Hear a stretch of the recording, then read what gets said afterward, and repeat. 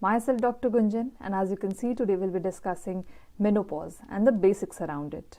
Now, what do you understand by menopause? It is basically the cessation of the periods for more than 12 months in a row.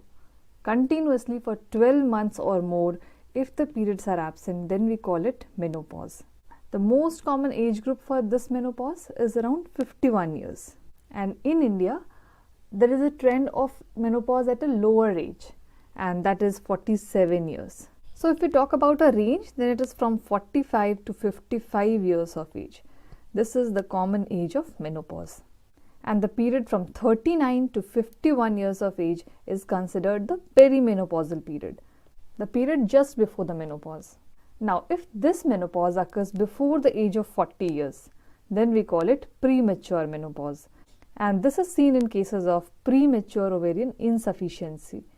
And if the cessation of the periods have not occurred even till the age of 55 years, and the periods are continuing beyond the age of 55 years, we call it late menopause.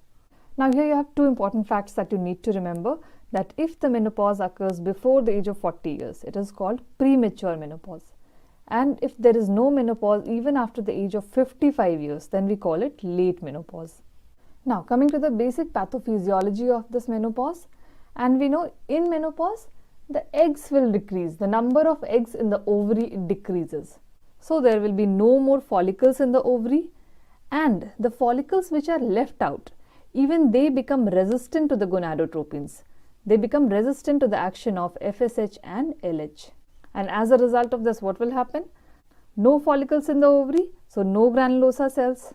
And the follicles which are left out, they are resistant to gonadotrophins, so the follicles will not grow. The follicles which are left in the ovary, they will not grow because they are resistant to the action of follicle stimulating hormone. So folliculogenesis will be impaired. And as a result of this, there will be decrease in the levels of estrogen. The follicles are not growing, so they will not release estrogen. So there is decrease in the estrogen levels. And it is because of this decrease in the estrogen that all the menopausal symptoms occur. So the pathophysiology of menopause, it rests around this decreased level of estrogen. And whatever estrogen is there in the menopausal females, it is in the form of estrone. This is the most common estrogen in the menopausal period. Then if the estrogen values, they are less than 20 picogram per ml, then this is diagnostic of menopause. So estrogen levels less than 20 picogram per ml is diagnostic of menopause.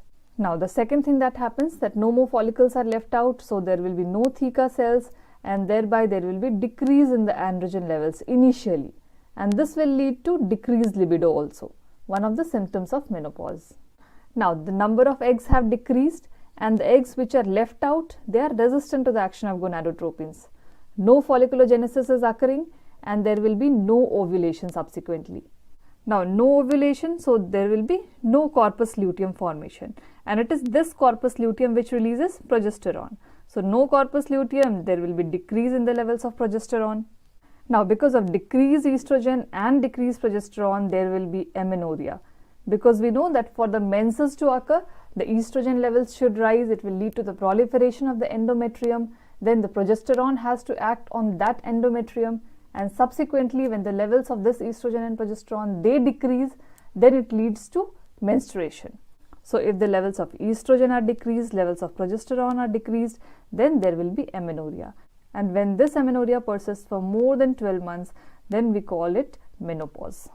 Now we know that this progesterone, it has a negative feedback action on the LH. So if the levels of progesterone decreases, there will be loss of that negative feedback action on the LH, and thereby the levels of LH will increase. So in menopause, LH increases.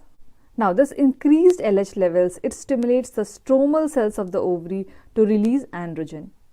Now in postmenopausal females, the major source of the androgens is the adrenals, and they are also secreted from the stromal cells of the ovary. Now they secrete mainly two types of androgens, the androstenedione and the testosterone. In fact, the major source of this androstenedione is the adrenals. In the adipose tissue, under the action of enzyme aromatase, this androstenedione, it is converted to estrone. and the testosterone, it is converted to estradiol. So in the adipose tissue, under the action of enzyme aromatase, this androstenedione, it is converted to estrone. Thereby, in adipose tissue, the major hormone that is produced is estrone. And thereby, in menopausal females, estrone is the major estrogen in the body. Now, we have seen that in menopausal females, the estrogen level decreases, and in fact, this is the major mechanism behind all the menopausal symptoms. So, let us see what happens as a result of decreased estrogen in the menopausal females. There will be dryness in the vagina, because we know that it is under the effect of this estrogen that cervical mucus is secreted. So, cervical mucus will not be there, and thereby it will lead to dryness in the vagina, and this is called senile vaginitis. Now, subsequent to this decreased estrogen level, the bone mass also decreases, thereby leading to osteoporosis. So, let us see the basic mechanism behind this. Now, this estrogen is very important hormone for the bone mass. Why? Because it decreases the sensitivity of the bone to parathyroid hormone. And what does this parathyroid hormone do? It causes bone resorption. So, if there will be decreased sensitivity of the bones to parathyroid hormone, so there will be decreased bone resorption. Similarly, they also increase the production of calcitonin, and this calcitonin, it inhibits the bone resorption. So again, it will decrease the bone resorption by increasing the production of calcitonin. Then it increases the overall calcium levels in the body. How? By accelerating the calcium absorption from the intestine and decreasing the calcium excretion in the kidney. And it majorly increases the osteoblastic activity, the bone forming activity, osteoblastic, and decreases the osteoclastic activity, that is the destruction of the bone, that decreases. And how does it do this?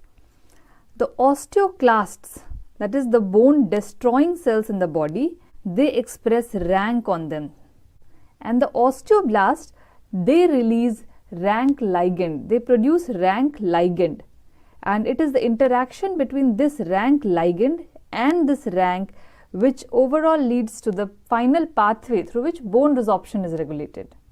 And this rank ligand, it binds to the rank present on the osteoclast, and thereby it controls the differentiation, proliferation and the survival of the osteoclast. Now let us see what is the role of estrogen in this. The estrogen, it releases osteoprotein, OPG protein, and this OPG, it inhibits the rank ligand. So if there will be no rank ligand, it will not interact with the rank, and thereby the proliferation of the osteoclast, it will decrease, and thereby the bone resorption will decrease. Thus, this estrogen, it prevents osteoporosis and increases the bone mass. So if it is decreased, as in cases of menopause, so osteoporosis will increase. Now this estrogen, it has a negative feedback action on the FSH. So no estrogen, so no negative feedback on the FSH, and thereby the levels of FSH will increase. Again, this is one diagnostic feature in cases of menopause. Then decreased estrogen also increases the chance of heart disease. Now this estrogen, it is also responsible for the elasticity of the skin. So in cases of menopause, when the estrogen level decreases, so there will be thinning and loss of elasticity of the skin, and thereby leading to sagging of the skin. So this was the basic pathophysiology. Now coming to the diagnosis of menopause. The first and foremost important thing is that the patient will have cessation of menses for consecutive 12 months, and along with the cessation of menses, she'll start having the menopausal symptoms, and typically in that she'll have hot flushes and night sweats. In fact, these hot flushes, they are present in 80% of the females of menopause. So they are the most common symptoms of menopause. Then coming to the biochemical evaluation, and serum estradiol levels less than 20 picogram per ml, they are suggestive of again menopause. Then increased FSH and LH levels more than equal to 40 international units per liter is again suggestive of menopause. So the two hormonal levels which indicate menopause are serum estradiol level less than 20 picogram per ml and increased FSH and LH levels more than equal to 40 international units per liter. Now this increased FSH and LH in the menopausal females, it is excreted via the urine. So in urine there will be increased LH and FSH levels, and this is used for the synthesis of HMG, human menopausal gonadotropin, as the name suggests, human menopausal gonadotropin synthesized from the urine of the postmenopausal females. And this HMG, if you remember, we use in the ovulation induction. Why? Because it contains FSH and LH. And the levels of both these hormones are 75 international unit in this HMG. So I told you the most common, the most important symptom of menopause is hot flushes. And let us see how does this hot flushes occur. What is the pathology behind this hot flushes? These hot flushes, basically they are the vasomotor symptoms. What happens as a result of decreased estrogen? We know that the basic pathology in menopause is the decreased estrogen. So as a result of the decreased estrogen, the negative feedback action on the GnRH is also lost, and thereby it will lead to GnRH pulse secretion. And this hot flushes, they coincide with the GnRH pulse secretion. And the patient experiences sweating, anxiety, palpitation.